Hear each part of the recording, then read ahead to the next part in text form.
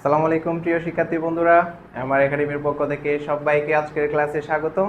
তোমাদের সাথে আছি আমি মোহাম্মদ নিবরাস। আজকে আমরা এসএসসি কেমিস্ট্রির তৃতীয় অধ্যায় পদার্থের গঠন নিয়ে আলোচনা করব। প্রথম টপিকটা হচ্ছে যে আমাদের পদার্থ। পদার্থ মোটামুটি আমরা সবাই তো ছোট থেকে পড়ে আসতেছি যে পদার্থ কি জিনিস।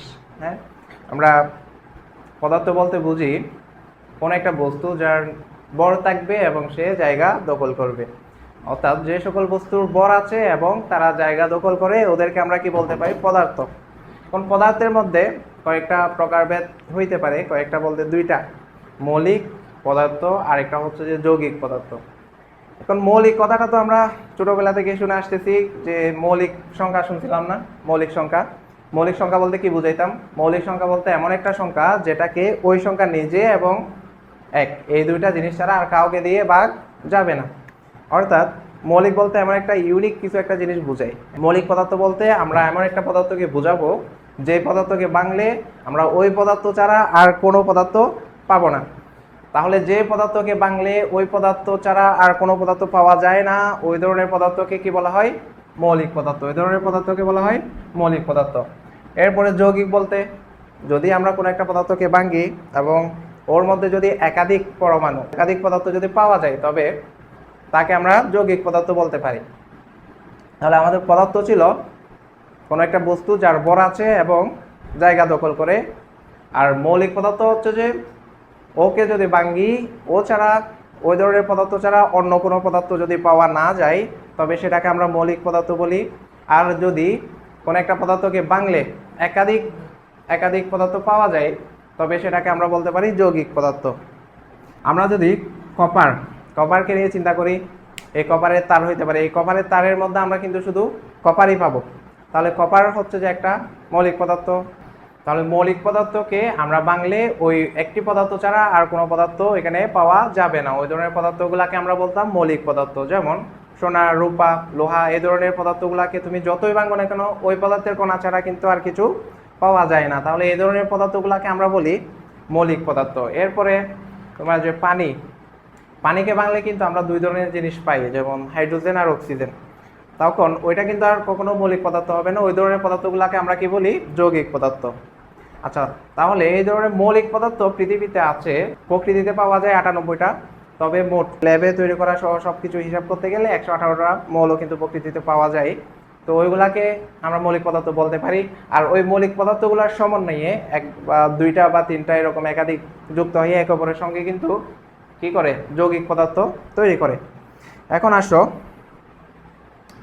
পরমাণু ও অণু। পরমাণু হচ্ছে পদার্থের ক্ষুদ্রতম গাঠনিক কণা, অর্থাৎ যার মধ্যে সবচেয়ে ছোট কণা, যার মধ্যে পদার্থের যে ধর্মগুলো ওইগুলো বিদ্যমান থাকবে। আর অণু হচ্ছে যে এটা যৌগিক পদার্থের ক্ষেত্রে যেমন পানি, H2O, এটা আমরা তো সবাই জানি এটা একটা পানির সংকেত। এই পানিকে ভাঙলে কিন্তু আমরা দুইটা পরমাণু পাই, তিনটা পরমাণু পাই, দুই ধরনের। একটা হচ্ছে যে হাইড্রোজেন আর একটা হচ্ছে যে অক্সিজেন। তো এইখানে এই হাইড্রোজেনের মধ্যে হাইড্রোজেনের গুণাগুণগুলা বিদ্যমান। হাইড্রোজেনের যে সকল ধর্ম, ওই সকল ধর্ম হাইড্রোজেনের মধ্যে বিদ্যমান। এরপর অক্সিজেনের মধ্যে আবার অক্সিজেনের গুণাগুণগুলা বিদ্যমান। তাহলে এই হাইড্রোজেন আর অক্সিজেনগুলো হচ্ছে যে এক একটা পরমাণু, কিন্তু এই হাইড্রোজেন আর অক্সিজেনের সমন্বয়ে যে পানি, ওর মধ্যে কিন্তু হাইড্রোজেনের গুণাগুণও নাই, আবার অক্সিজেনের গুণাগুণও নাই। ওর মধ্যে যেটা আছে ওটা হচ্ছে পানির গুণাগুণ। তাহলে এই পানির যে ক্ষুদ্রতম যে কণা, যার মধ্যে পানির গুণাগুণ বিদ্যমান, অর্থাৎ একটা যৌগিক পদার্থের গুণাগুণ বিদ্যমান, ওইটাকে আমরা বলি অণু। ওইটাকে বলি অণু। আর ওকে ভাঙলে যেগুলা পাই হাইড্রোজেন আর অক্সিজেন, এখানে কিন্তু পানির গুণাগুণ নাই আলাদা করে, কেন হাইড্রোজেনও গ্যাস, অক্সিজেনও গ্যাস, কিন্তু পানি হচ্ছে যে একটা তরল পদার্থ। হ্যাঁ, তাহলে এই তরল পদার্থের যে কণা, যার মধ্যে পানির সকল গুণাগুণ বিদ্যমান আছে, ওইটাকে আমরা বলি অণু। আর ওকে ভাঙলে যে পরমাণুগুলা, যে জিনিসগুলো পাই আর কি আমরা, হাইড্রোজেন আর অক্সিজেন, ওর মধ্যে কিন্তু পানির কোনো গুণাগুণ নাই, ওইগুলোর মধ্যে আছে হাইড্রোজেনের মধ্যে হাইড্রোজেনের গুণাগুণ, অক্সিজেনের মধ্যে অক্সিজেনের গুণাগুণ। এগুলাকে আমরা বলতে পারি পরমাণু। এই দুটা হচ্ছে যে পরমাণু। আশা করি কিছুটা বোঝা যাচ্ছে যে অণু আর পরমাণুর মধ্যে পার্থক্য। তো একইভাবে তুমি যদি চিন্তা করো মৌলিক পদার্থগুলাকে তুমি ভাঙলে ওর যে ক্ষুদ্রতম কণাটা পাবা, ওইটা পরমাণু। ওইখানে কিন্তু একদম ক্ষুদ্রতম কণাটা মৌলিক পদার্থের জন্য কিন্তু অণু হতে যাবে না। ক্লোরিন দুইটা, এই দুইটা ক্লোরিন মিলে কিন্তু একটা অণু তৈরি করে। হ্যাঁ, তবে তুমি যদি যাও ক্লোরিন একটা, ভাঙতে ভাঙতে যদি তুমি ক্লোরিন Cl2 কে যদি তুমি ভাঙবো, তুমি তো ক্লোরিন পাবা, কিন্তু এইটাই তো সবচেয়ে ক্ষুদ্রতম, এটা কিন্তু একটা পরমাণু, এটা কি ক্লোরিনের একটা পরমাণু, আর এটা হচ্ছে যে ক্লোরিনের অণু। এটা কিন্তু মনে রাখতে পারো, তোমাদের এগুলাকে দ্বিপরমাণু গ্যাস বলা হয়।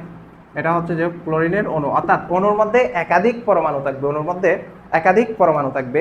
পরমাণু হচ্ছে যে ও একদম ইউনিক, ওর মধ্যে শুধু ওর বৈশিষ্ট্যগুলাই থাকবে। আর অণু কিন্তু একাধিক পরমাণু যদি যুক্ত হয়ে কোনো একটা কিছু গঠন করে সেটাকে আমরা কি বলি, অণু।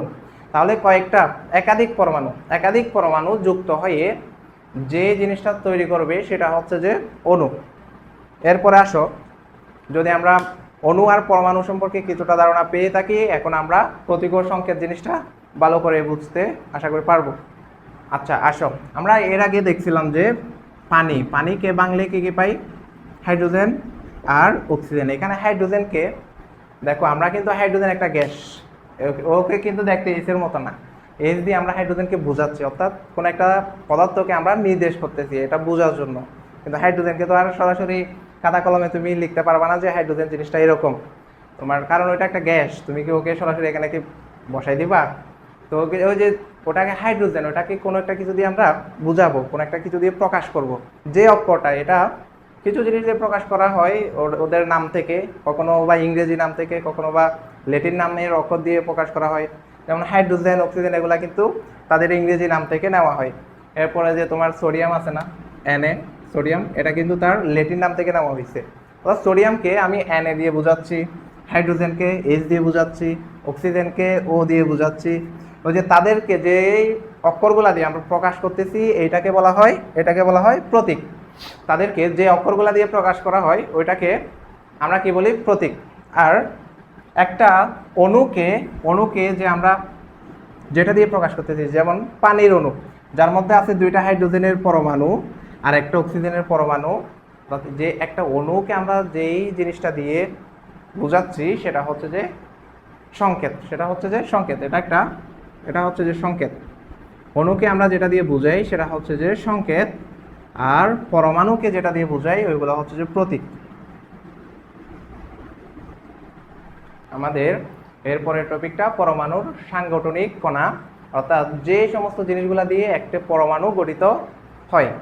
একটি পরমাণু কি দিয়ে গঠিত হয়, যা আবিষ্কার করছে আর কি, ইলেকট্রন, প্রোটন আর নিউট্রন। আরও কিছু কণা কিন্তু আছে, ওই যে কোয়ার্ক, এরপরে বোসন, এই ধরনের কিছু কণা আছে, ওগুলা হচ্ছে যে মেজর কণা না, মেজর কণা হচ্ছে যে ইলেকট্রন, প্রোটন আর নিউট্রন। এখানে